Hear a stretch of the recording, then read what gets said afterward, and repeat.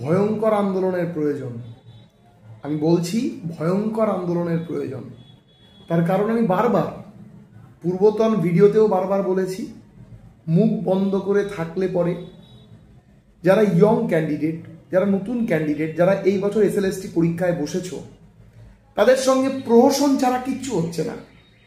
এই প্রহসন থেকে মুক্তি পেতে হবে আমাদের। ফলে তার পথ একটাই, আন্দোলন করো। আন্দোলন ছাড়া কোনো উপায় নেই, বিশ্বাস করো। যেখানে একটা 55 পাওয়া ছেলেরও চাকরি সিকিওর থাকছে না, সেইখানে দাঁড়িয়ে পথে নেমে আন্দোলন না করলে ভয়াবহ ভয়াবহ সংযুক্তি আমি দেখতে পাচ্ছি। একটু চ্যানেলের পোলটা যে দেখো, সেইখানে এত ক্যান্ডিডেট, প্রায় 10 বছরের নিউ ক্যান্ডিডেটকে বসানো হয়েছে। পূর্বতন ভ্যাকেন্সির মধ্যে নতুন ভ্যাকেন্সি কই?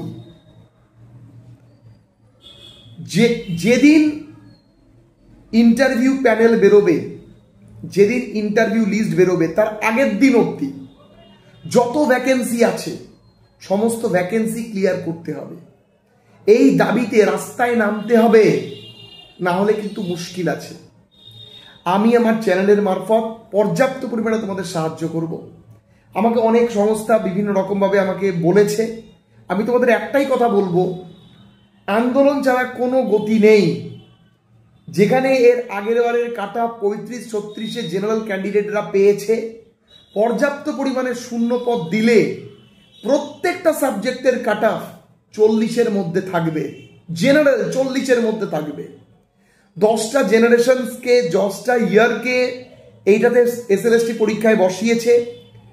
সবাই বসেছো। আমি বারবার প্রথম থেকেই বলেছি, আন্দোলন করো, আন্দোলন করো। নতুনদের ভ্যাকেন্সি নেই, পুরনোদের চাকরি যথাযথ প্রয়োজন, তাদের চাকরি থাক, কিন্তু নতুনদের ভ্যাকেন্সি।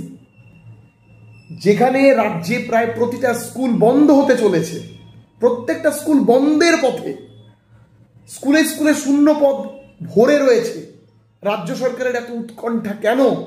এই নতুন নতুন ছাত্রগুলোকে নিয়ে, নতুন নতুন পরীক্ষার্থীগুলোকে নিয়ে এক প্রহসনের এর মাত্রায় বসিয়ে দেওয়ার কোনো মানে হয় না।